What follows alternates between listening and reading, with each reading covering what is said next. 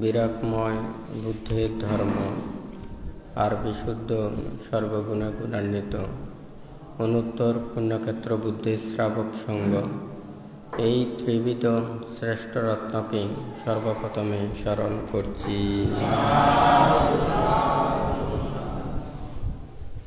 আজকে দুধাঙ্গ কুটিরে উপস্থিত, অত্র দুধাঙ্গ কুটিরে সংশ্লিষ্ট দায়ক দায়িকা, উপাসক উপাসিকা তথা বিভিন্ন জায়গা হতে আগত সদ্ধর্মের পূজারী, নির্বাণকামী উপাসক উপাসিকা বৃন্দ, আপনাদের উদ্দেশ্যে কিছু ধর্মোপদেশ প্রদান করার প্রারম্ভে প্রত্যেকের প্রতি মৈত্রীপূর্ণ আশীর্বাদ জানাচ্ছি।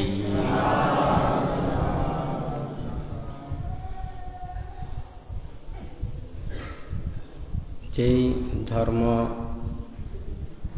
শ্রবণের মাধ্যমে, আচরণের মাধ্যমে, অনুশীলনের মাধ্যমে সকল প্রকার দুঃখ থেকে নিবৃত্তি লাভ করা যায়, লোভ দেশ মোহকে ধ্বংস করে নির্বাণ মুক্তিকে উপলব্ধি করতে পারে, সেই ধর্ম শ্রবণের পূর্বে প্রত্যেকে ত্রিরত্নের প্রতি শ্রদ্ধা উৎপন্ন করুন। কর্ম ও কর্মফলকে বিশ্বাস রেখে নীরবে ধর্ম শ্রবণ করুন।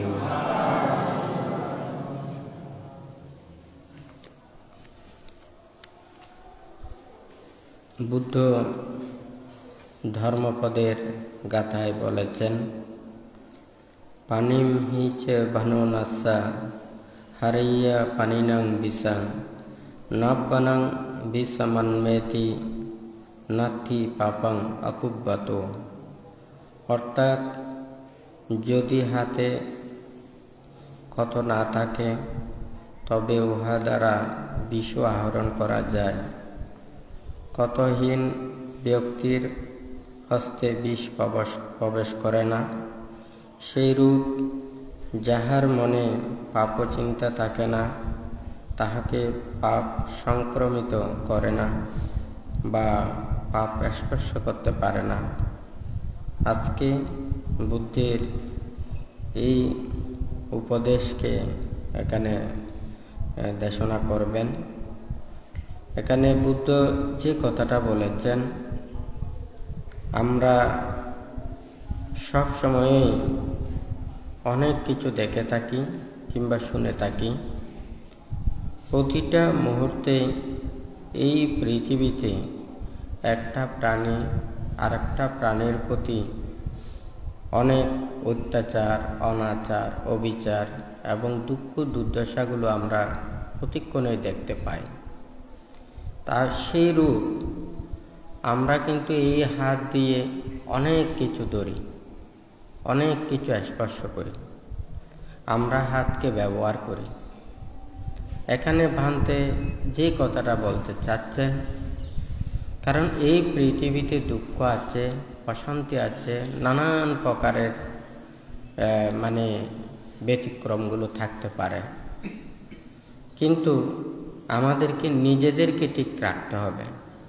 আমাদের যদি হাত দিয়ে কাজ করি, আমরা যদি হাতটাকে সংযতভাবে রাখি, ক্ষত চারা রাখি, তাহলে সে হাত দিয়ে যদি সে বিষ স্পর্শ করে, তাহলে তাহাকে বিষক্রিয়া করতে পারে না। তাহলে আমাদের হাত আছে, আমরা হাত দিয়ে আমাদেরকে যথাযথভাবে কাজে ব্যবহার করতে হবে। কিন্তু এই হাতটা দিয়ে যদি আমরা পাপ করি, অন্যায় করি কিংবা অপরাধ করি, তাহলে সে হাতের মাধ্যমে আমরা কিন্তু দুঃখ সৃষ্টি করব, পাপ সৃষ্টি করব, নানান প্রকারের আমাদের কষ্ট পেতে হবে। বুদ্ধ যে কথাটা এখানে বলেছেন, আমাদের হাতে যদি ওখানে কোনো ক্ষত না থাকে, ছিদ্র না থাকে, কাটা না থাকে, তাহলে সে হাতে বিষ আক্রান্ত হতে পারে না বা বিষক্রিয়া করতে পারে না। ঠিক তদ্রূপ আমাদের মনের মধ্যে যদি পাপ না থাকে, তাহলে ওখানে পাপ স্পর্শ করতে পারে না। তাহলে আমাদেরকে ভালো কাজ করতে চাইলে, পুণ্য এবং কুশল দিকে রাখতে চাইলে আমাদের মনটাকে পবিত্র করতে হবে। সেই মনটাকে পবিত্র করার জন্যে বুদ্ধ এই উপদেশটা দিয়েছেন। তাহলে এই জগতের মধ্যে অনেক কিছু বিদ্যমান। পান্তে সব সময় বলেছেন, আমরা যে ধর্মের কাছে এসে আমরা চতুরার্য সত্যের কথা বলি, কিন্তু আমরা অপ্রিয় সত্যের কথা বলতে পারি না। বুদ্ধ চতুরার্য সত্যের কথা বলেছেন, কিন্তু অপ্রিয় সত্যর কথা আমরা বলতে পারি না। কেন পারি না? এটা সবাই জানে। যেটা বাস্তব সত্য সেটাকে বলে অপ্রিয় সত্য, অর্থাৎ সবাই পছন্দ করে না। যে সত্য কথা বলবে সে অপ্রিয়ই হয়।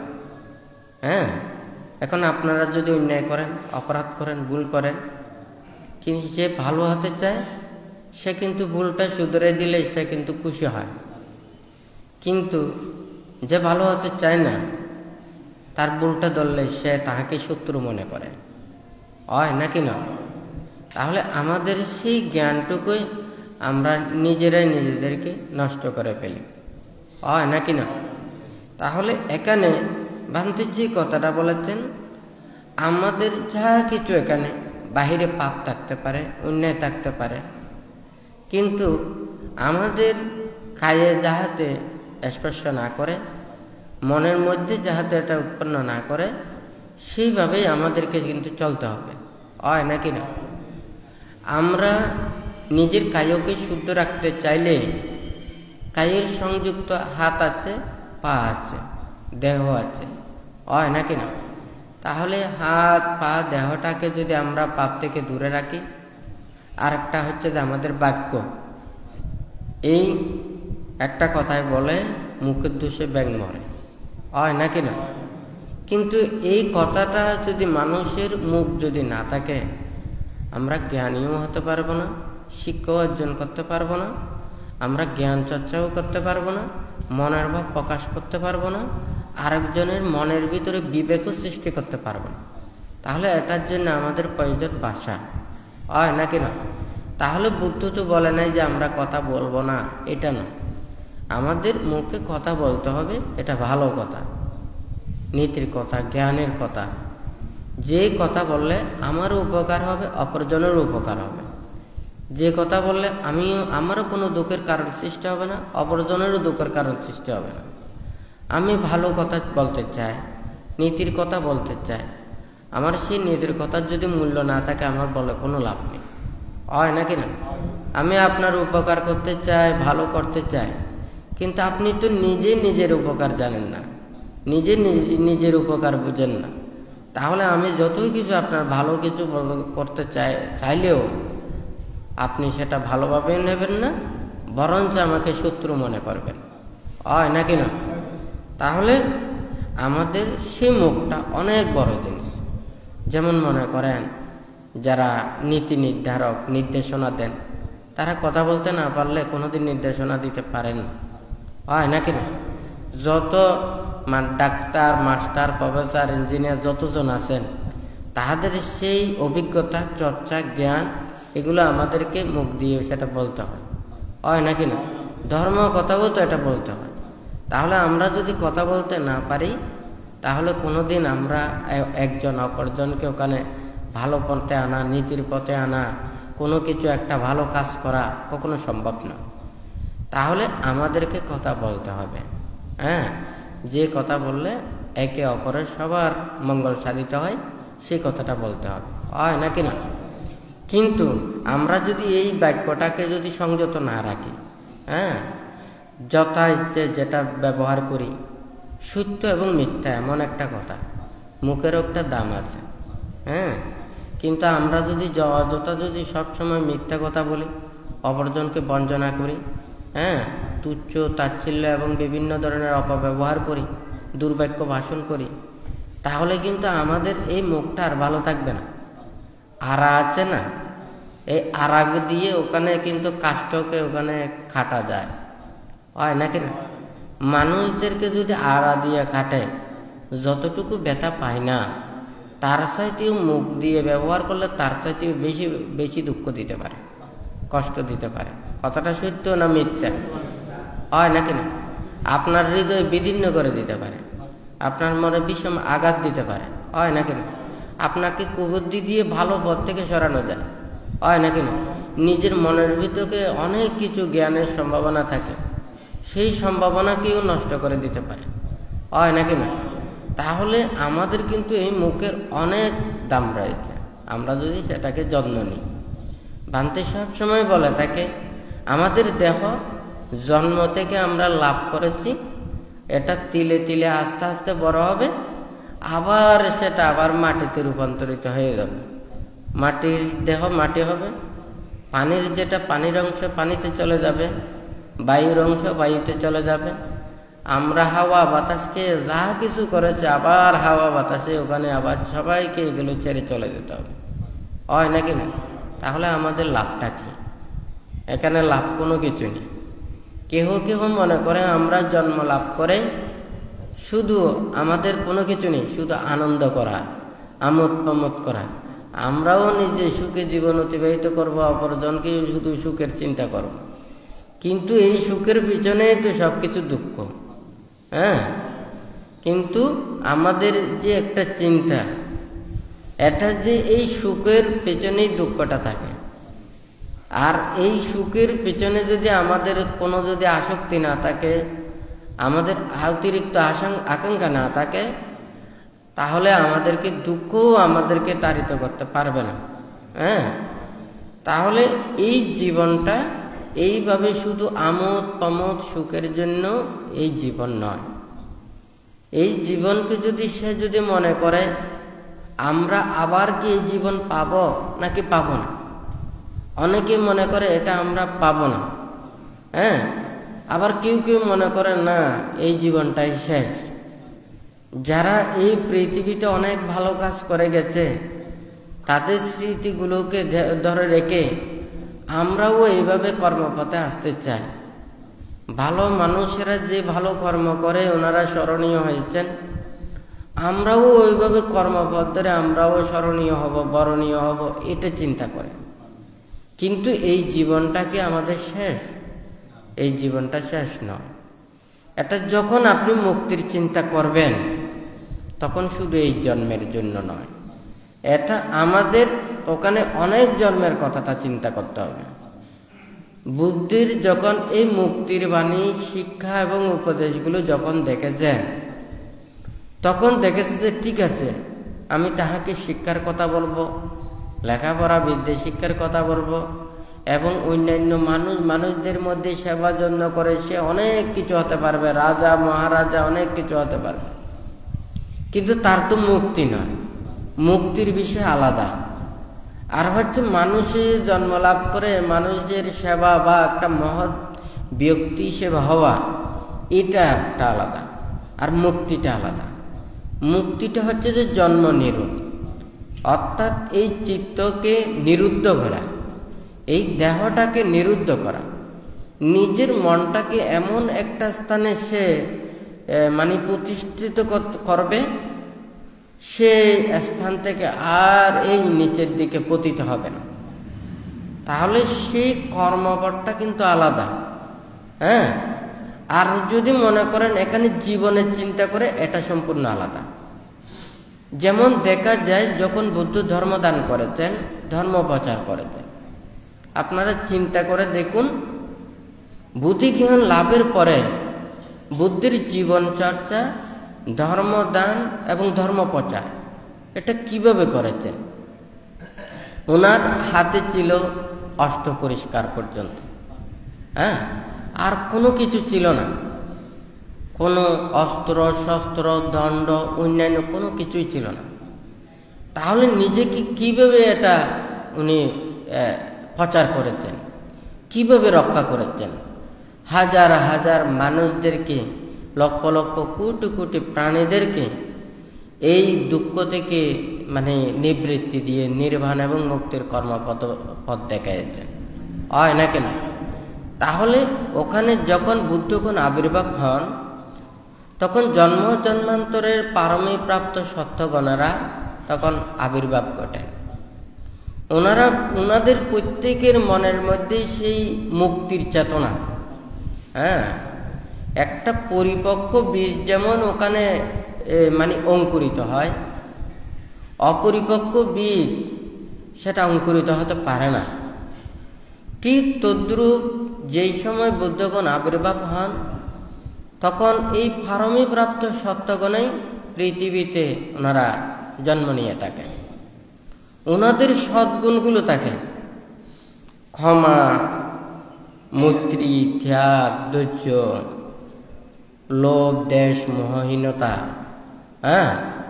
তাহাদের থাকে এই সদ্গুণগুলো, যেগুলো নিজে নিজেকে দমন করতে পারে। তাহলে এই সদ্গুণগুলো না থাকলে, তাহলে এখানে যদি পৃথিবীতে সবাই যদি ওখানে রাজাও হন, আপনার এখানে সুখ পাওয়া যাবে না। কারণ যেখানে ধৈর্য থাকবে না, যেখানে ক্ষমা থাকবে না, যেখানে ত্যাগ থাকবে না, যেখানে অহিংসা থাকবে না, ওখানে কোনো শান্তি নেই। আমরা যদি এখন যদি দেখি, তখন আদিম কালের কথাগুলো আমরা যখন ইতিহাসে বইতে পড়েছি, তাহলে ওখানে দেখা যায় ওদের জীবনযাত্রা কিভাবে ছিল। হাসপাতাল ছিল না, এতগুলো শিক্ষা দীক্ষা ছিল না, এত জ্ঞান বিজ্ঞানের চর্চা ছিল না, হয় নাকি না, এতগুলো কোনো কিছু ছিল না। কিন্তু আমরা সেই সময়কে আমরা অশিক্ষিত, অজ্ঞানী, মূর্খ এগুলোই আমরা আখ্যা দিয়ে থাকি। আজকে আমরা বলি কি, লেখাপড়া, বিদ্যা, শিক্ষা, জ্ঞান চর্চায়, প্রযুক্তিতে অনেক কিছু উন্নত হচ্ছে, হয় নাকি না। কিন্তু আমাদের এই এত উন্নত, এত কিছু শিক্ষা, তাহলে আমরা মানুষের পাশে যদি দাঁড়াতে না পারি, আমাদের মনের মধ্যে হিংসা, বিদ্বেষ, এই রাগ, ক্রোধ এগুলোকে যদি পরিত্যাগ করতে না পারি, তাহলে তো ওখানে কোনোদিন শান্তি আসবে না, সুখ আসবে না। আপনারা দেখুন, কেউ যদি ওখানে বনে জঙ্গলে থাকেন, ওখানে বৃষ্টিতে ভিজবেন, মশা পোকার কামড় খাবেন, আরো অনেক প্রকারের ওখানে কষ্ট সহ্য করতে হবে, তবে অন্তত নিশ্চিন্তে ওখানে ঘুম যেতে পারবেন, হয় নাকি না। স্বল্প যদি কিছু আহার থাকে, শান্তিতে এই কষ্ট সহ্য করে আপনি নির্বিঘ্নে চলতে পারবেন, হয় নাকি না। কিন্তু আমরা মানুষের মধ্যে এত আনন্দে, এত আরামে, প্রতিক্ষণ মানুষকে আনন্দ দেওয়ার জন্য, সুখ দেওয়ার জন্য, বিনোদন দেওয়ার জন্য কত কিছু তৈরি করতেছে, কিন্তু আমাদেরকে মনের মধ্যে শান্তি দিতে পারছে না, সুখ দিতে পারছে না। আমরা শুধু সব সময় ভয়ে থাকছি, তাহলে এটাই কি সুখ? তাহলে যতই কিছু এটা হোক না কেন, সবসময় ধর্ম মানুষের মনের ভিতরের পাপগুলোকে দূরীভূত করার জন্যই কাজ করে। একটা ইঞ্জেকশন যেমন ভাঙতে বলে যে কি, মাথা থেকে পা পর্যন্ত এখানে কিন্তু অনেক কোষ দ্বারা আমাদের শরীর গঠিত। একটা কোষে মনে করেন ওখানে ক্যান্সার জীবাণু আক্রান্ত করেছে, হয়তো দেখা যায় সেটা শরীরের যে কোনো অংশে ওখানে একটা ইঞ্জেকশন মারলে ওখানে ক্রিয়া করে। কিন্তু তার চাইতে যেই কোষে আক্রান্ত হয়েছে সেই কোষেই যদি সরাসরি দেয়া হয়, তাহলে যেমন ওখানে সেই রোগের মূল থেকে ওখানে বিনষ্ট সাধিত হয়, ঠিক তদ্রূপ আমাদের মানুষের মধ্যে যা কিছু এখানে এই লোভ, দেশ, মোহ, হিংসার কারণে আমরা সবাই কষ্ট পাচ্ছি। আমরা শুধু এত জ্ঞানী হয়ে এত কিছু চিন্তা করে আমরা অন্যান্য প্রাণীদের এতগুলো না থাকলেও তাদের মধ্যে যে সুখ আছে, আমরা সেই সুখ পাচ্ছি না। আমাদের হাতে অনেক কাটা, শরীরে অনেক কাটা, হয় নাকি না। এই কাটা ছেঁড়ার জায়গাতে আপনি যেখানে যান সেখানেই জীবাণু আক্রান্ত হন। পানিতে গেলে পানির জীবাণু ঢুকতেছে, বিষ লাগলে বিষে আক্রান্ত করছে, হয় নাকি না। যে কোনো কিছু ওখানে স্পর্শ করলে আমাদের কিন্তু শরীরের মধ্যে নানান প্রকারের ওখানে এই রোগ জীবাণুর মতো অনেক কিছু সৃষ্টি হচ্ছে, হয় নাকি না। তাহলে আমাদের মনটাকে যদি ঠিক রাখতে না পারি, মনটাকে যদি কলুষ মুক্ত করতে না পারি, মন থেকে পাপগুলোকে দূরীভূত করতে না পারি, তাহলে কোনোদিন শান্তি আসবে না, সুখ আসবে না, হয় নাকি না। জগতে অনেক কিছু ঘটবে। আপনি যদি বলেন যে না আমি পৃথিবীকে পুরো এখানে শান্তি করে দিতে পারবো। আপনার তো সেই ক্ষমতা নেই। আপনার যদি এতটুকু ক্ষমতা না থাকে, আপনার অধিকার না থাকে, আপনার যোগ্যতা না থাকে, আপনাকে যদি মেনে না নেয়, তাহলে আপনার কথার কোনো মূল্য থাকবে না, হয় নাকি না? আমি উপদেশ সারা দিন রাত্রে দিতে পারি, আপনারাও তো দিতে পারেন, ভালো কথা সবাই বলতে পারে। হ্যাঁ, একটা ভালো পরিবেশ করা, ভালো কাজ করা, অপরজনকে ভালো কর্মে নিয়োজিত করা, এটা কিন্তু সহজ কথা নয়। ভালো কথা সবাই বলতে পারে, নীতির কথা সবাই বলতে পারে, কিন্তু নিজেকে নীতির পথে এনে নিজেকে শুদ্ধ করা, অপরজনকে শুদ্ধির পথে আনা, এটা কিন্তু অনেক অনেক কষ্টের কাজ। কিন্তু আমরা কঠিন কাজগুলো আমরা করতে চাই না, আমরা সহজটাই করতে চাই। সহজটা আমি কি? সব কিছু রেডিমেড পাওয়া, টাকা দিবেন রেডিমেড পেয়ে যাবেন, হয় নাকি না? আজকাল সবাই মনে করে এই টাকা দিয়ে সব কিছু রেডিমেড পাওয়ার জন্য, কিন্তু রেডিমেড তো শুধু এগুলো সব বাহ্যিক বিষয়। আজকে আপনার আছে, কালকে আরেকজনের হয়ে যাবে। আপনার পকেটে যখন, তখন কিন্তু আপনার, আরেকজনের পকেটে যাবে, সেটাও কিন্তু তখন তার হয়ে যাবে। হ্যাঁ, তাহলে এখানে যদি রেডিমেডের কথা চিন্তা করেন, তাহলে কোনোদিন এটা যথাযথভাবে হবে না। কারণ নিজেকে আয়ত্ত করতে হবে। আমরা তো লেখাপড়ায় মানে পরহস্তে ধন, হয় নাকি না?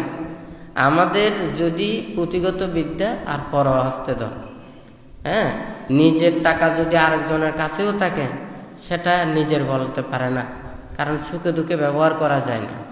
আমরা অনেক নীতির কথা বললেও সেগুলো যদি আচরণ করতে না পারি, নিজের জীবনে যদি প্রতিফলিত করতে না পারি, তাহলে ওই বিদ্যা, ওই শিক্ষা আমাদের কারো উপকারে আসে না। তাহলে আমাদেরকে কি করতে হবে? নিজেকে গঠন করতে হবে, নিজেকে কর্মপথে এনে অপরজনকেও সেই সৎ পথে আনার জন্য প্রচেষ্টা চালাতে হবে। তাহলে বুদ্ধ যে এই কর্মপথটা শিক্ষা দিয়েছেন, কিভাবে দিয়েছেন?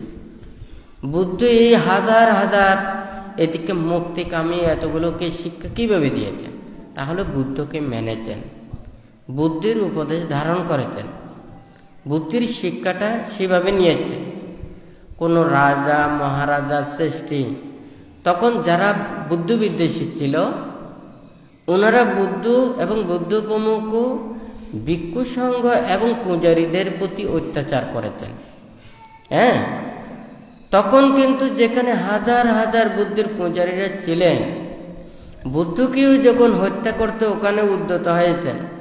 হ্যাঁ, দেবদত্তের ওখানে প্ররোচনায়, হ্যাঁ, তাহলে মানে অজাতশত্রু এই অস্থিকে মদ খাওয়াইয়ে ওখানে বুদ্ধ যেদিকে পিণ্ডচরণে গেছেন সেই দিকে ওখানে ছেড়ে দিয়েছেন। ওখানে অগণিত ভক্ত পূজারী, ওনাদের চোখের পানি। হ্যাঁ, বুদ্ধির শিষ্যরা যারা ছিলেন, ওনারা সবাই মর্মাহত। হ্যাঁ, মনের মধ্যে দুঃখ কষ্ট, কিন্তু কেউ কাউকে বলতে পারছে না। কারণ বুদ্ধও তো সবসময় আমাদেরকে কর্মফলের কথাটাই বলেছেন। হ্যাঁ, তাহলে এই কর্মবাদের কথাটা বলে আমাদেরকে যেই শিক্ষা দিয়েছেন, বুদ্ধির কাছে এতগুলো আঘাত কষ্ট দুঃখ দেওয়ার পরও বুদ্ধ কিন্তু তাদের প্রতি একটু কোনো কোপ রাগ বিদ্বেষ সেগুলো উৎপন্ন করে না, হয় নাকি না? তাহলে এটাই তো আমাদের শিক্ষা। তাহলে এই শিক্ষা আমাদেরকে তো নিতে হবে।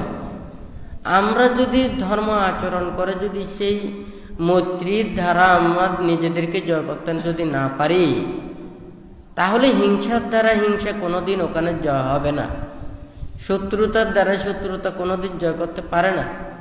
আজকে আপনি শক্তি পেয়েছেন, আপনার গায়ে বল আছে, আপনি আরেকজনকে আঘাত দিতে পারবেন, সেও তো একদিন বল তার থাকতে পারে, তার নিজের না থাকতে পারে, আরেকজনকে দিয়েও আপনাকে সেটা মানে আঘাত দিতে পারে, হয় নাকি না?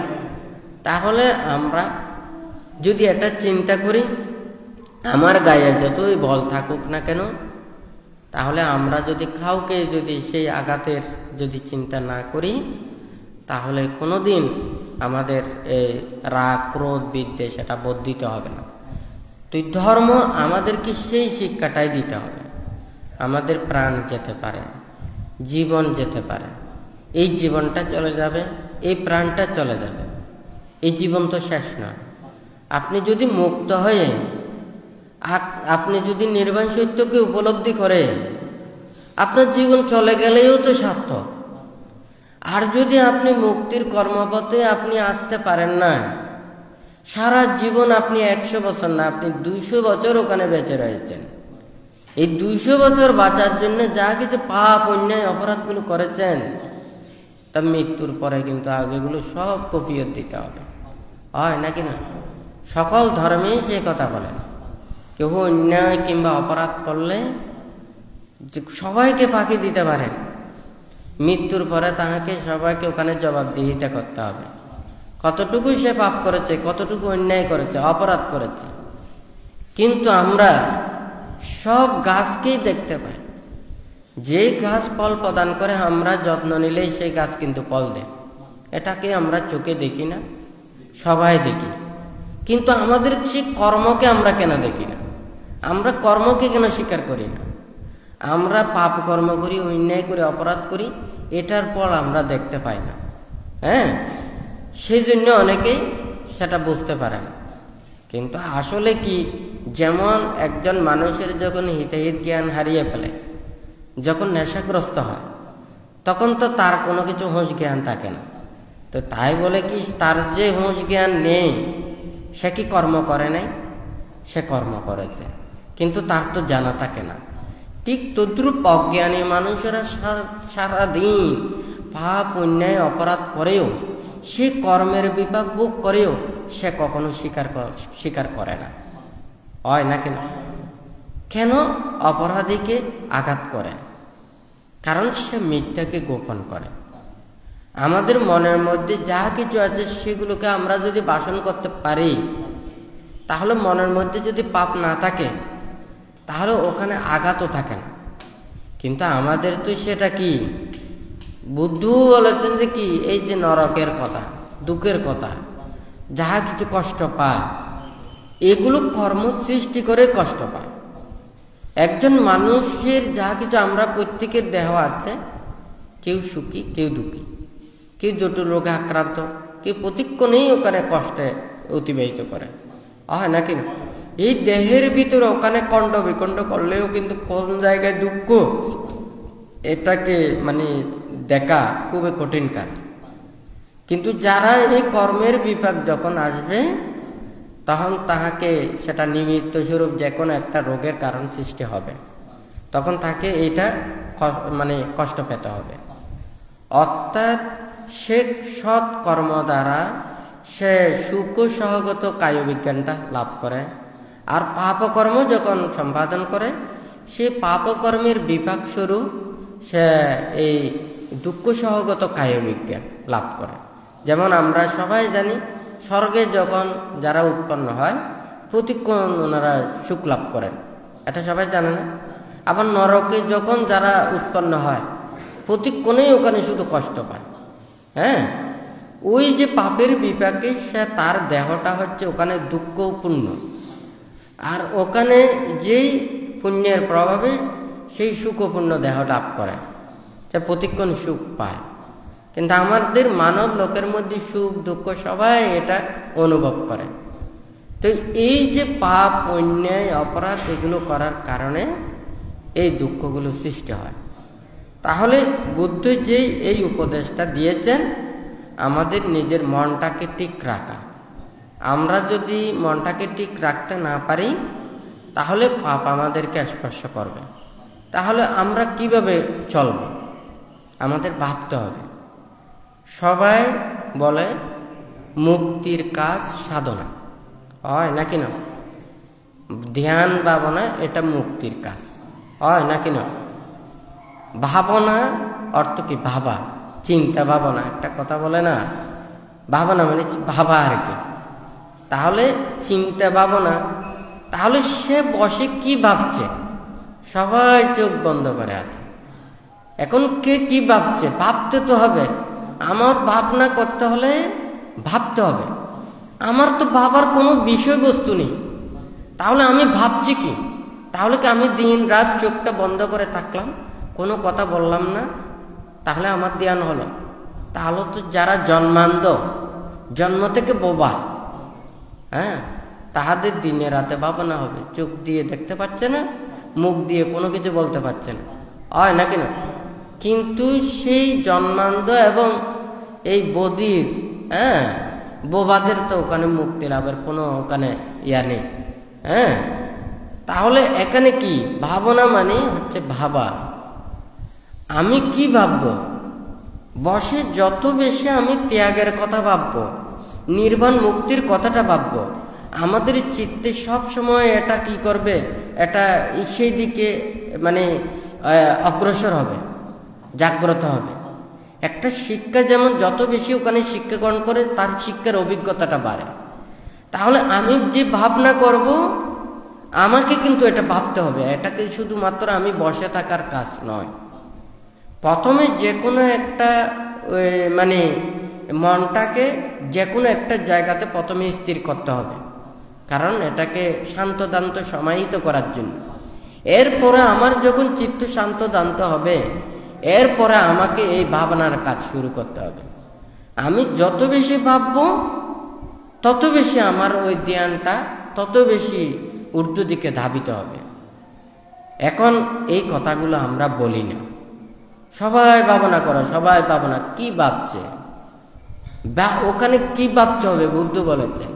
হ্যাঁ, একজন আমাদের ভিক্ষুদেরকে প্রতিক্ষণ কি ভাববো, দশধম্ম সূত্রের মধ্যে প্রব্রজিতদের প্রতিক্ষণ ভাবনা করার জন্য 10টা ওখানে উপদেশ দিয়েছেন।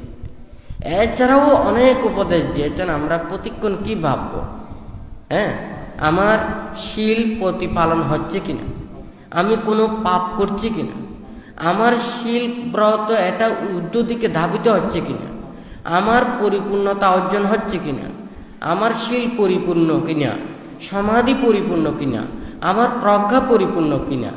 আমাকে কোনো সব্রহ্মচারী জ্ঞানী গুণী কেউ যদি জিজ্ঞাসা করে আমার কাছে কি আছে, আমাকে বলতে হবে। যেমন মনে করেন আপনাদের কেউ যদি জিজ্ঞাসা করে আপনি কি করেন, আমি অমুক কাজ করি, আমার ঘর আছে, বাড়ি আছে, যে স্ত্রী পুত্র কন্যা সন্তান অনেক কিছু আছে, এগুলো বলে না, হয় না কেন? তাহলে একজন ভিক্ষুদের কি বলতে হয়, আমার কি আছে? হ্যাঁ, শীল আছে, আমার সমাধি আছে, আমার প্রজ্ঞা আছে, বুদ্ধের কথা ভাবনা আছে। হ্যাঁ, তাহলে এই শীল সমাধি প্রজ্ঞা এবং নিজের যেগুলোকে যতক্ষণ পর্যন্ত মুক্তি লাভ করতে না পারে ততক্ষণ পর্যন্ত এগুলোকে প্রচেষ্টা চালানোর জন্য উপদেশগুলো দিয়েছেন, হয় নাকি না? এখন মনে করুন সেই ভাবনাকে যদি মনে করা হয় শুধু নীরবে আমরা বসে থাকলাম আমার ভাবনা হচ্ছে, এটা না। কিন্তু এখন আপনাদেরকে তো সংসারের মধ্যে যে 24 ঘন্টার মধ্যে 12-13 ঘন্টা যে ভাবনা, হ্যাঁ, সংসারের চিনতে হয় নাকি না? সংসার করলে এগুলোর চিন্তা করতে করতে শেষ। হ্যাঁ, তাহলে তার চাইতে আর বেশি কিছু বলা যায় না। আপনাদের সংসারের ভাবনা এগুলোও করতে হচ্ছে।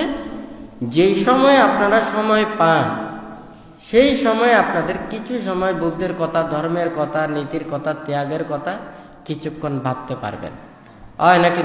সারা দিন রাত্রি সব সময় সম্ভব নয়, কারণ এই দিন রাত্রি সব সময় যদি এটা ভাবেন সংসার চলবে না। কালকে কি করবেন এটার জন্য চিন্তা করতে হচ্ছে আজকে, হয় নাকি না? অফিসে কি কাজ আছে আজকে যদি চিন্তা না করেন কালকে অফিসে গিয়েও ওখানে অনেক কিছু ওখানে উচট খেতে হবে, হয় নাকি না? তাহলে আপনারা চিন্তা করে দেখুন এই সংসারের মধ্যে জীবনের যে সংসার এগুলো চিন্তা করতে করতে জীবনটা শেষ। আর কখন এতগুলো আপনি চোখ বন্ধ করে সমস্ত বিষয় পরিত্যাগ করে এই নির্বাণ মুক্তির কথা ওখানে ভাববেন, হয় নাকি না? তো যাই হোক, এখানে ভান্তে যে কথাটা বলতে চাচ্ছেন, আমরা নিজেদের মনটাকে পবিত্র করে, নিজের মনটাকে শুদ্ধ করে আমরা যতটুকু চলতে পারবো, তবে আমরা যে যেখানে অবস্থান করুক না কেন ওখানে শান্তি পাবেন, সুখ পাবেন। যে কোনো কাজ কর্মে হোক, যে কোনো চিন্তায় হোক, মানসিকতায় হোক, এটা আমাদের ধর্মজ্ঞান থাকতে হবে। ধর্ম না থাকলে তাহলে জীবনে অনেক কিছু ওখানে অপূর্ণতা থেকে যাবে। কেউ যদি মনে করে যে আমার ধর্ম কোনো প্রয়োজন নেই, জীবনটাই বড়, জীবন প্রথম, সেটা ঠিক আছে। ধর্ম না থাকলে জীবনের কোনো মূল্য থাকে না। ধর্মও লাগবে, জীবনও লাগবে। মনে করুন একজন মানুষ যদি সুস্থময় জীবনে বেঁচে থাকে, সে সুখে থাকতে পারবে। কিন্তু একজন মানুষ সে বেঁচে থাকে দুরারোগ্য ব্যাধিতে বেঁচে থাকে, মানসিক অশান্তিতে বেঁচে থাকে, মানুষের অত্যাচারে বেঁচে থাকে, ওই বাঁচাও কিন্তু বাঁচার মতো নয়। এটাও মৃত্যুর চাইতেও আরো বেশি যন্ত্রণা কর হয় নাকি না? ঠিক তদ্রূপ যার কাছে সৎ নীতি, ধর্ম, সৎ জ্ঞান, সৎ মানসিকতা আমাদের না থাকলে, তাহলে ওইভাবে শত বছর যদি বেঁচেও থাকে, সেই বাঁচার মতো নয়, সেটা মৃত সদৃশ। আপ্পামাদু আমাতাং পাদাং আমাদু মাচ্ছুনু পাদাং। তো বুদ্ধ এই অপ্রমত্তময় জীবন আচরণের জন্য উপদেশ দিয়েছেন। আপনারা পঞ্চশীল নিয়েছেন, পঞ্চশীল গ্রহণের সময় শেষে বলেছেন আপ্পামা দেনা সম্পাদেত, হয় নাকি না? আবার যখন অষ্টশীল নেন তখনও বলেন দেন আপ্পামা দেনা সম্পাদেত। অপ্রমাদের সহিত এই শীলগুলোকে যথাযথভাবে প্রতিপালন করতে হবে। শুধু শীল প্রতিপালন করা নয়, সারাক্ষণেই নিজেকেই সেই অপ্রমত্ত কর্মে রত থাকতে হবে সব কিছুর সাথে। আমরা যেমন খাওয়ার সময় দেখা যায় লবণ দিতে হয় পরিমাণ মতো সব কিছুতে, হয় নাকি না? আবার ওখানে যা কিছু উপাদানগুলো লাগে এগুলো দিতে হয় নাকি না? এইগুলো না দিলে যেমন ওগুলো খাওয়া যায় না। বুদ্ধির যা কিছু উপদেশগুলো হচ্ছে যে এই অপ্রমত্তময় জীবন যাপনের জন্য। যেই কর্ম দ্বারা, যেই দর্শন দ্বারা, যেই চিন্তা দ্বারা নিজের মনের মধ্যে লোভ, দেশ, মোহ ধ্বংস প্রাপ্ত হবে, হিংসা, বিদ্বেষ, রাগ, ক্রোধ এগুলো পরিত্যাগ হবে, এটা মনে করতে হবে এটা ধর্ম, এটা উপদেশ। এটাই হচ্ছে ধর্ম শিক্ষা, এটাই হচ্ছে নীতি শিক্ষা। এখানে কেউ কাউকে দেখে না। আপনারা দেখুন একটা জায়গায় ওখানে বসে আছেন, আপনি কারো প্রতি কোনো সংঘাত চিন্তা করেন না, কারো দুঃখ চিন্তা করেন না, তখন কিন্তু আপনার মনের মধ্যে সেই শান্তি এবং সুখ লাভ করবেন। এটা আপনি কাউকে বোঝাতে পারবেন না, এটা দেখার বিষয় না। কেউ যদি বলে যে 7 তলা বিল্ডিং এর উপরে আছে, এসির ভিতরে আছে, সারাক্ষণ আনন্দে আছে, কিন্তু ওখানেও যদি সবসময় যদি ওর মন যদি ঠিক না থাকে, তাহলে ওখানেও কিন্তু ওর ভয় এবং লোভ, দেশ, মোহ দ্বারা তাড়িত হয়ে প্রতিক্ষণ সে কিন্তু কষ্ট পাবে। তবে একজন সে পাপমুক্ত, যে লোভ, দেশ, মোহহীন, তাহারা একটা গাছের নিচেও ওখানে শান্তি পায়, সুখ পায়। তো যাই হোক, আমরা নিজেদের মনটাকে ধর্মে তন্ময় রেখে যাহাতে প্রত্যেকে নিজেদের পাপ চেতনাকে দূরীভূত করে আমাদের এই দুর্লভ মানব জীবনকে যাতে সার্থকে রূপান্তরিত করতে পারি, নিজেরা সবসময় ধর্মময় জীবন আচরণ করতে পারি, একে এবং অপরের প্রত্যেকের মঙ্গল কামনা করে যাতে আমাদের জীবনটা যাতে সার্থকে রূপান্তরিত করে ধন্য করতে পারি, সেইভাবে নিজের মনের মধ্যে সচেতনা উৎপন্ন করে সকল প্রাণীর প্রতি মৈত্রী উৎপন্ন করে সকল প্রাণীর সেই নিরোগ, দীর্ঘায়ু এবং নিজের সহ অপরের প্রত্যেকের মঙ্গল কামনা করে নিজের মনের মধ্যে সচেতনা উৎপন্ন করে বুদ্ধ ধর্ম সংঘের কাছে আশীর্বাদ প্রার্থনা করে 3 বার সাধুবাদ প্রদান করুন।